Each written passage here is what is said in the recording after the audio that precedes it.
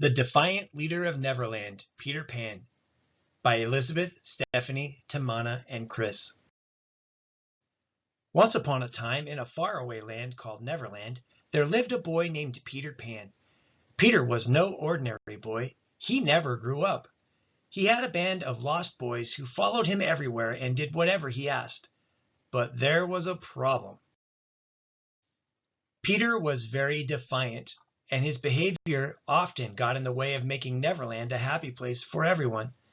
Unlike the other boys, Peter didn't like listening to anyone, not even his friends. He didn't want anyone telling him what to do. One day, Wendy tried to suggest a plan for the lost boys. She said, "Peter, maybe we should clean up the camp and set up some new rules so everyone can help." But Peter didn't want to hear it. He stormed up to her, his face red with frustration. "I don't want rules. I don't need them," Peter shouted. "I'm the leader and I'll do whatever I want." Peter then threw himself on the ground, kicking his feet and screaming loudly, causing the other lost boys to look on nervously. Wendy felt both confused and sad. Peter's tantrums weren't like the normal disagreements the lost boys had. This was something much more serious. Peter's refusal to follow Wendy's suggestions was not just about rebellion. It was a pattern. He constantly argued with her, ignored her requests, and even tried to deliberately annoy her. These behaviors are typical for someone with oppositional defiant disorder, a condition where children display persistent irritability, anger, and defiance toward authority. Despite the growing tension, Peter didn't care. One afternoon, Peter was out flying with Tinkerbell when Captain Hook, the respected town mayor whose ship was City Hall, spotted Peter. Captain Hook wanted to warn Peter about his reckless behavior, thinking it might stop Peter from causing so much trouble. "Peter Pan," Captain Hook said sternly, "you must stop being so disrespectful. You can't go around arguing and fighting with everyone." But Peter just grinned mischievously and waved his sword at Captain Hook. "I'll do what I want, Hook. I'll never listen to you." Peter's response was a perfect example of his defiance and his refusal to listen to anyone, no matter how serious the situation. His constant disregard for authority figures made life in Neverland more difficult for everyone. As the days went by, Peter's behavior grew worse. He didn't just argue, he became vindictive.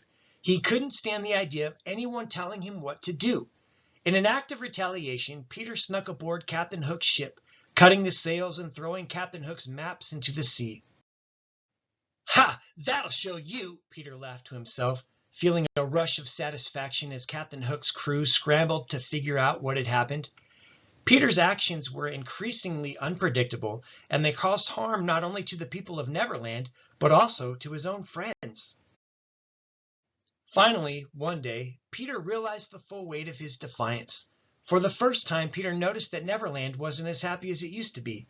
The lost boys didn't laugh or smile as much. Wendy looked sad all the time. Even Tinkerbell had lost some of her shine. Everyone had become distant from Peter and were afraid of irritating him. Peter sat down, his face thoughtful.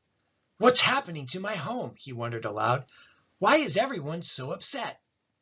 He realized that by refusing to cooperate with anyone, by arguing with Wendy and Captain Hook, and by throwing tantrums, he had made life difficult for everyone. Neverland, a place where anything was supposed to be possible, had turned into a place that everything felt impossible. Peter didn't know if he was ready to change, but he began to wonder, could I learn to listen? Could I mature just a little? Maybe it wasn't about losing his adventure after all, but finding a way to respect others and work together. Perhaps he could be both a leader and a friend, without the constant defiance.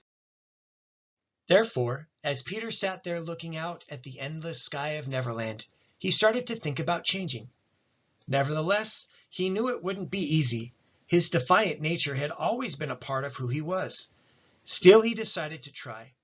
"I can't promise I'll be perfect," he whispered to himself, "but I can start by listening more." The end.